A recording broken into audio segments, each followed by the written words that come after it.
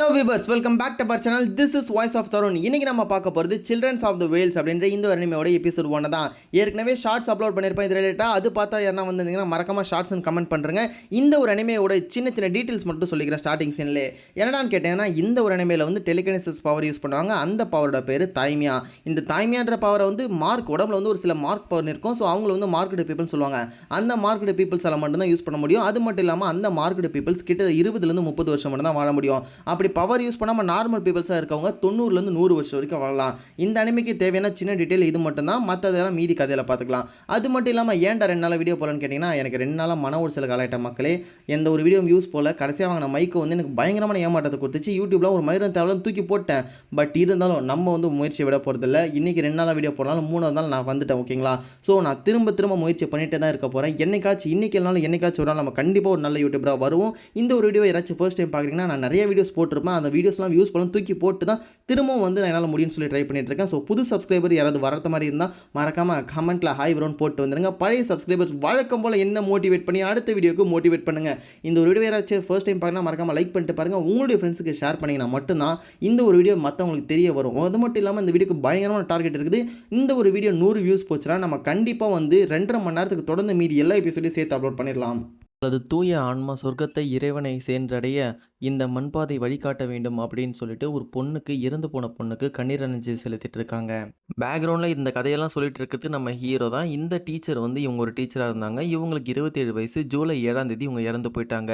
இங்கே இருக்கக்கூடிய எல்லா சின்ன பசங்களுக்குமே தாய்மை பவரை எப்படி கண்ட்ரோல் பண்ணுறதுன்னு சொல்லி தந்தது இவங்க தான். அது மட்டும் இல்லாமல் இவங்க ஒரு மார்க்கெட் பீப்புளை சேர்ந்தவங்க அப்படின்னு சொல்லிட்டு இந்த ஒரு எல்லாருமே சேர்ந்து என்ன பண்ணுறாங்கன்னா, அவங்களுடைய தாய்மை பவரை ஆக்டிவேட் பண்ணி அந்த லூட் பாக்ஸை வந்து க்ளோஸ் பண்ணுறாங்க.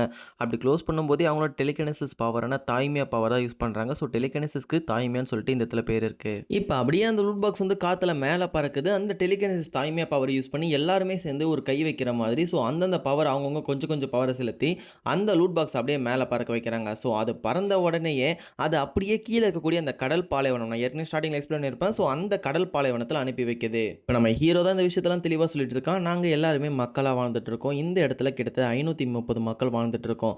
நாங்கள் எல்லாருமே இந்த மட்வெல்ஸில் இப்படி தான் இருப்போம். இன்னொரு விஷயம் தெளிவாக சொல்லப்போனால், இங்கே யாராச்சும் இறந்து போனால் அவங்க வந்து அவங்களுக்காக யாருமே வந்து அழக்கூடாது. சப்போஸ் அவங்களுக்காக யாராச்சும் அழுதாங்கன்னா அவங்க வந்து சொர்க்கத்துக்கு போகிற பாதையில் தடங்கள் ஏற்படும் அப்படின்றதுக்காக இங்கே இருக்க யாருமே அழமாட்டோம் அப்படின்னு சொல்லிட்டு நம்ம ஹீரோ வந்து பேக்ரவுண்ட் வாய்ஸில் சொல்லிட்டு இருக்கான்.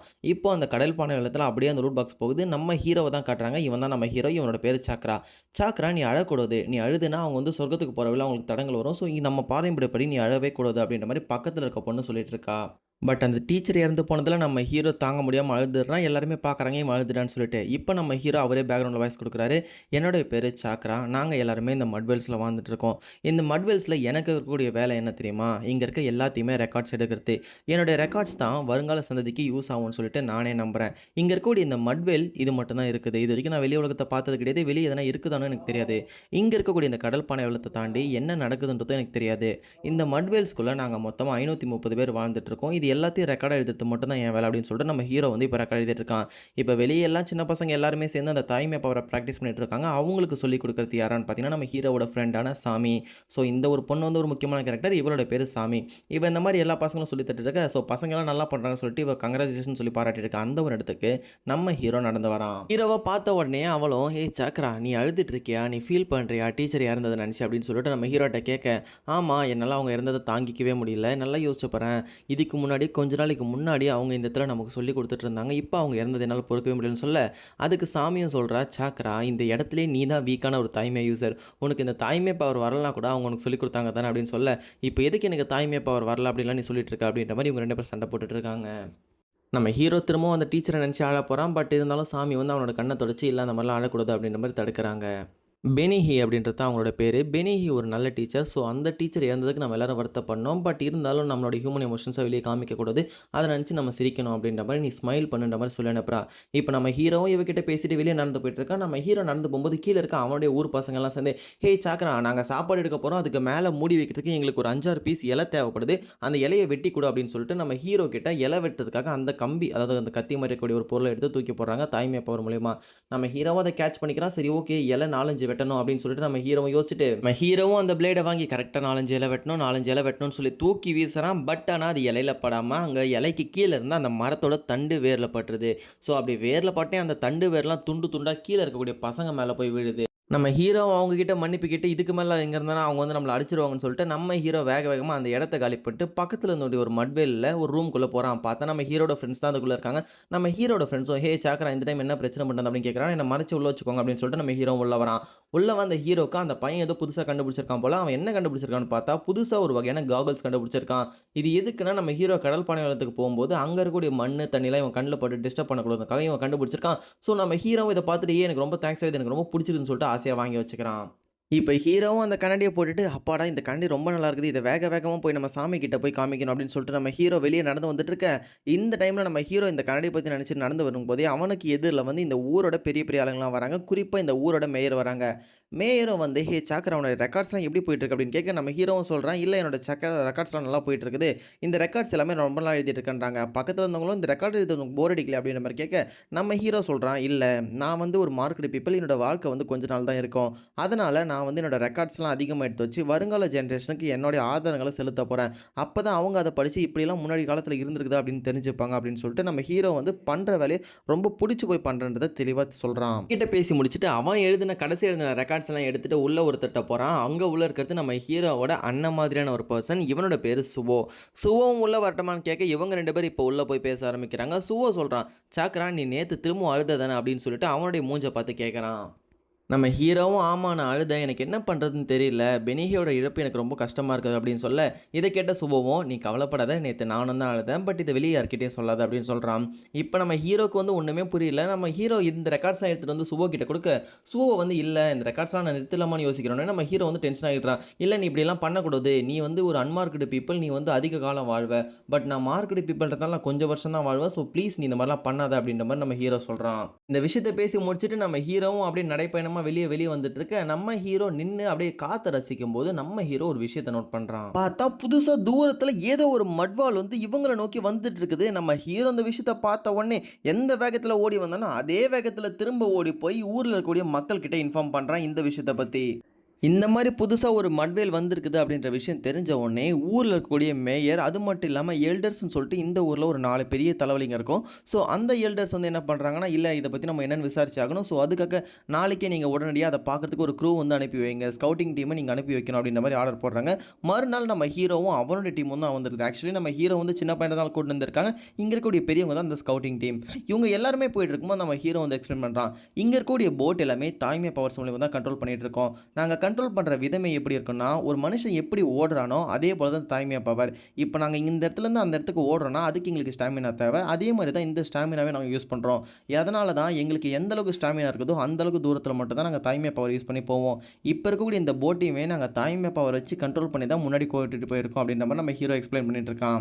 எங்களில் யாருமே இந்த மட்வாலை தவிர்த்து புதுசாக ஒரு மட்வால் இருக்குன்ற விஷயமே எங்களுக்கு தெரியாது. இது ரொம்ப புதுசாக இருக்குது. ஸோ அதனால எனக்கு ரொம்பவுமே ஆர்வமாக இருக்குது இதை போய் பார்க்கறதுக்கு அப்படின்ற மாதிரி நம்ம ஹீரோ வந்து அந்த புதுசாக வந்த மட்வேலுக்கு போய் லேண்ட் ஆகிறான். அந்த இடத்துல நம்ம ஹீரோ சாமியை தூக்கி விட ஊரில் இருக்க பசங்கள்லாம் அங்கே பாரா புது காதல் அப்படின்ற மாதிரி கலாய்க்கிறாங்க.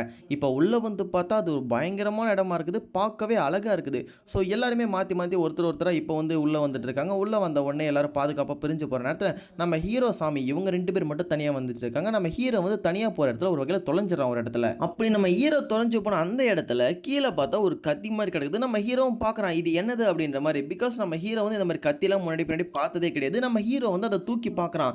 இது பார்க்கறதுக்கு ஒரு வெப்பன் மாதிரியே இருக்குது. இது ஏன் இப்படி இருக்குது வெயிட்டாக இரும்பு மாதிரி ஏதோ ஒரு மெட்டல் இதை செஞ்சுருக்காங்க அப்படின்ற மாதிரி நம்ம ஹீரோ வந்து அதை வச்சுட்டு வழக்கம் போல நம்ம ஹீரோவோட வேலையான அந்த நோட்ஸ் எடுக்கிற வேலையை அந்த கத்தியை பார்த்து நோட்ஸ் எடுத்து இருக்கான். அப்படி நோட்ஸ் எடுக்கும்போது நம்ம ஹீரோக்கு சைடில் ஏதோ ஒரு சத்தம் கேட்குது.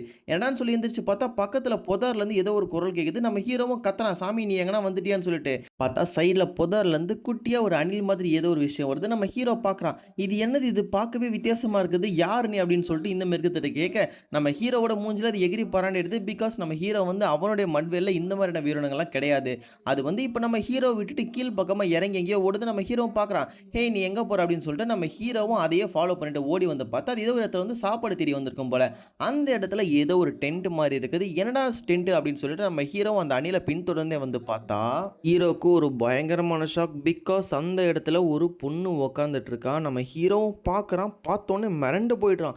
என்னடா இது ஒரு பொண்ணு அப்படின்ற மாரி பார்க்க, நம்ம ஹீரோவும் அந்த பொண்ண அப்படியே கொஞ்சம் கொஞ்சமா பார்க்குறான். பார்த்தா அந்த பொண்ணு உயிரோட இருக்கா. இன்னும் அதே இடத்துல உக்காந்துட்டு இருக்கா. இப்ப அந்த பொண்ணு நம்ம ஹீரோவ அப்படியே கண்ண திறந்து பார்க்குறா. நம்ம ஹீரோவும் பார்க்குறான். இவ உயிரோட இருக்கான்றதையும் நம்ம கெஸ் பண்ணிக்கிறான். இந்த பொண்ணு நம்ம ஹீரோவ பார்த்த உடனே சின்னதா ஒரு ஸ்மைல் போட்டு நம்ம ஹீரோ கிட்ட வந்து அப்படியே எந்திரிச்சு நடந்து வர ஆரம்பிக்கிறா.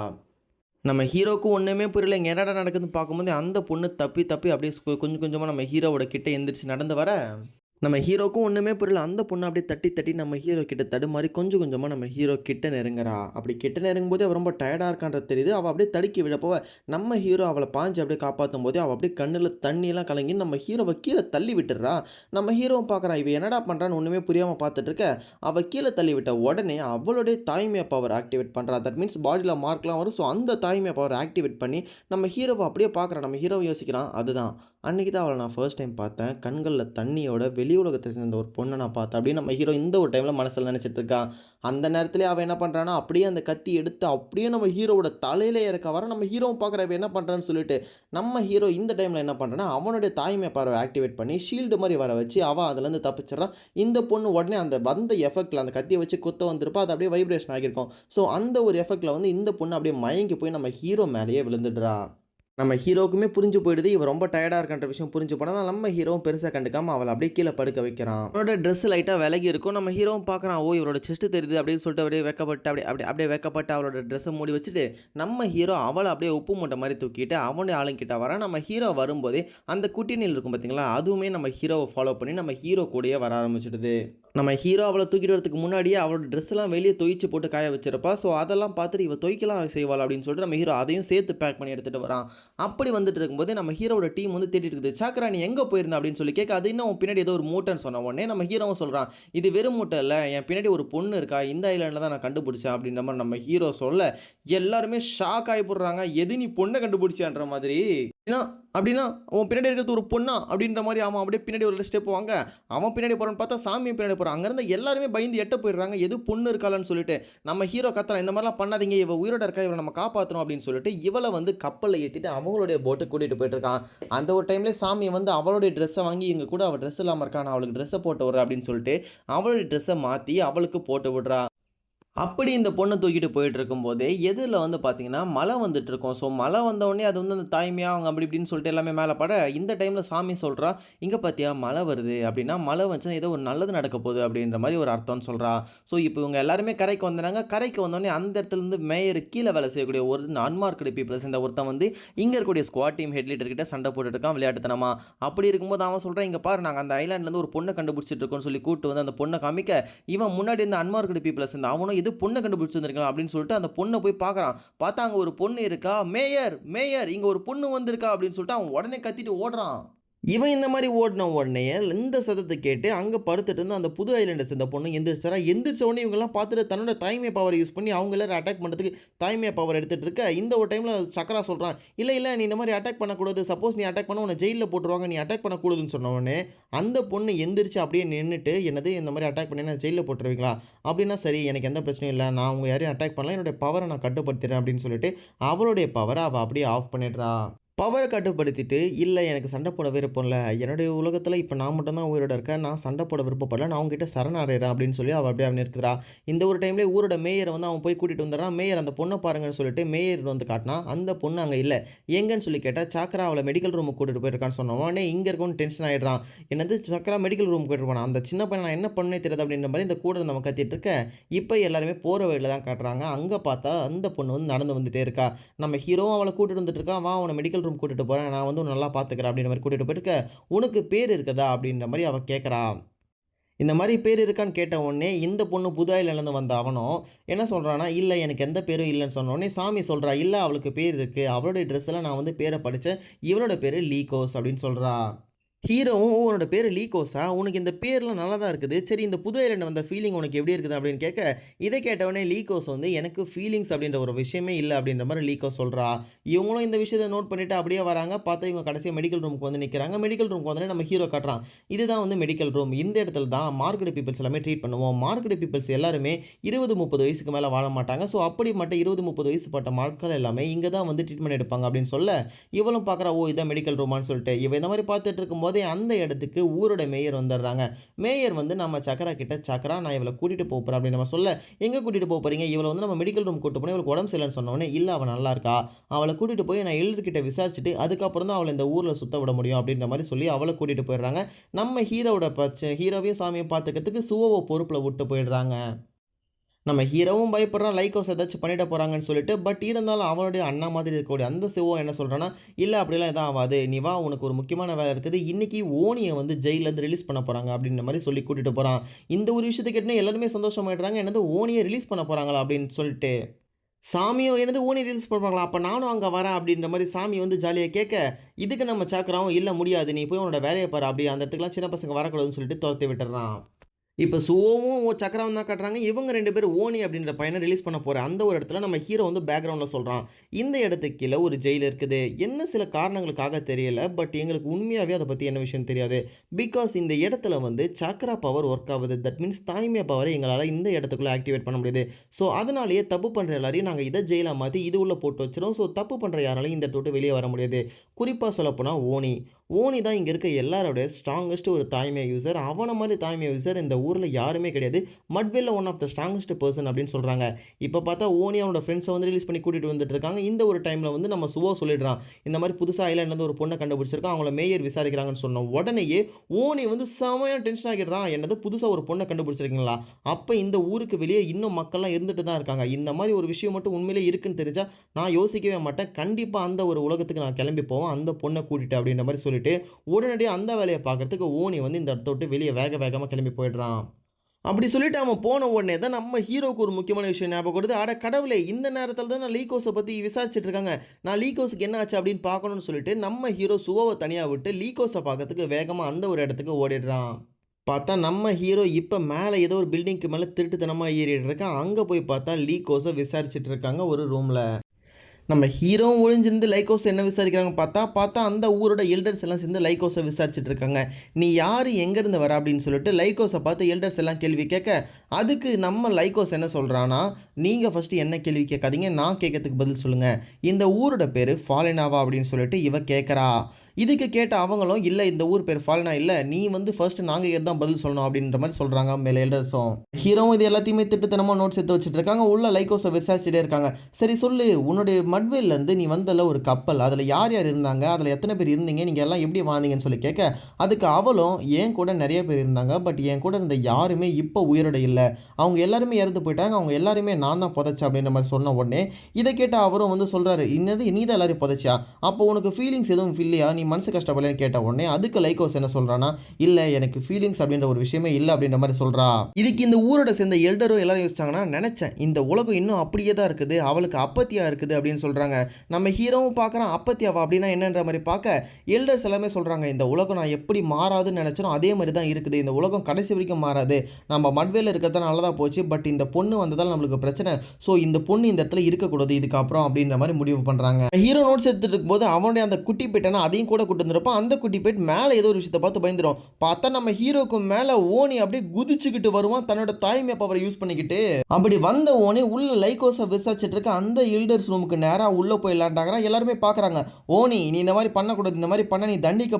அப்படின்ற மாதிரி எல்லாரும் சொல்றாங்க. இதை கேட்ட ஓனியும், "என்னது தண்டிக்கப்படனா? உங்க தண்டனைலாம் நீங்களே வச்சுக்கோங்க. நான் அவளை கூட்டிட்டு இந்த இடத்த விட்டு கிளம்ப போறேன். அவளுடைய ஊருக்கு போய் நான் பார்க்க போறேன்." அப்படின்ற மாதிரி லைக்கோஸை கடத்திட்டு போறதுக்கு இந்த ஒரு இடத்துல ஓனி வந்திருக்கான். "இது நாங்கள் அலோவ் பண்ண மாட்டோம்." அப்படின்ற மாதிரி எல்டர் சொல்ல, "உங்களை யார் பெர்மிஷன் கேட்டால் நீங்கள் அலோவ் பண்ணுறதுக்கு?" அப்படின்னு சொல்லிட்டு அவளை இழுத்துக்கிட்டு அப்படியே ஒரு ஜம்ப் அடிப்பான் பாருங்க. போகிற நேரத்தில் நம்ம ஹீரோ இருப்பான். ஹீரோவையும் பிடிச்சிட்டு போகிறான்.